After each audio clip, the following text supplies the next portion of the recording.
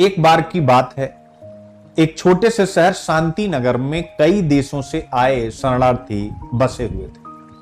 किसमें? शांति नगर में। इसको आपको याद रखना, जो बरसों पहले अपने देश में संघर्ष के कारण यहां आए थे, यानी जो भी इजराइल फिलिस्तीन संघर्ष के कारण जो शरणार्थी गाजा में गए, लेबनान में गए, वेस्ट बैंक में गए, उनकी बात हो रही है।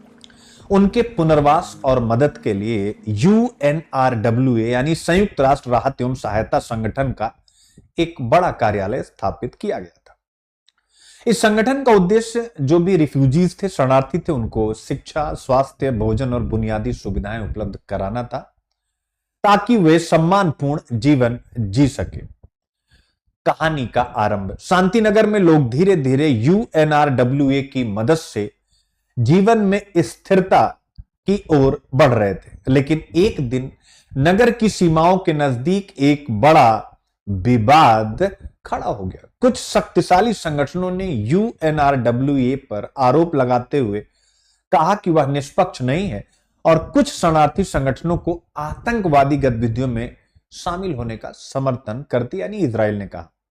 यह खबर शांतिनगर में तेजी से फैल गई और लोग भयभीत होने लगे कि अब उनकी सहायता रुक सकती है। समझ में आया? शहर के लोगों को भी समझ नहीं आ रहा था कि आखिर UNRWA के काम पर क्यों सवाल उठाए जा रहे हैं। शांतिनगर के बुजुर्ग जो पहले से ही संघर्ष का दर्द झेल चुके थे, यह जानकर चिंतित थे कि अब उनके बच्चों के भविष्य पर भी प्रश्न चिन्ह लग सकता है।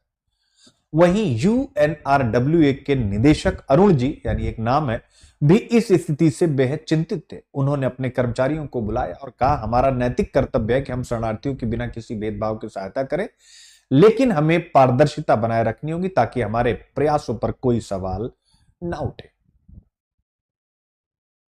अब आता है यानी अंतिम पक्ष कहानी का, राष्ट्रीय सुरक्षा और मानवीय सहायता के बीच में संघर्ष। राष्ट्रीय सुरक्षा के कारण ही इजराइल ने बैन लगाया।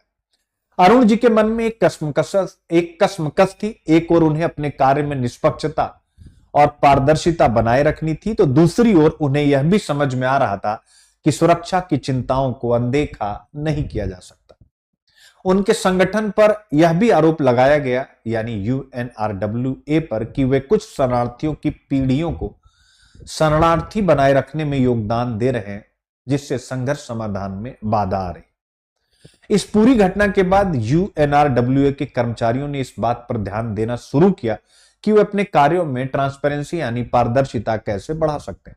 उन्होंने निर्णय लिया कि वे सभी गतिविधियों का नियमित लेखा जोखा सार्वजनिक करेंगे और अपनी जवाबदेही सुनिश्चित करेंगे, ताकि स्थानीय सरकार और लोग दोनों ही उन पर भरोसा कर सकें। आप देख सकते हैं, तो निष्कर्ष इसका यही है कि अब हमें एक नई उम्मीद की किरण पर काम करना चाहिए। और शांतिनगर इस कहानी में जो UNRWA है, यानी शांतिनगर का संचालन करता, स्वाभाविक है उसे UN के मंच पर अपनी बात को रखते हुए विश्व के विभिन्न देशों को, खासकर जो इसके फंड देने वाले देश अमेरिका, यूरोपियन यूनियन, जर्मनी, इनको आगे आना चाहिए और पुनः इसके कार्यों को शुरू कराना चाहिए। याद रखिएगा, ठीक है ना? तो बस इतना ही है इसमें। कहानी निबंध में आप यूज कर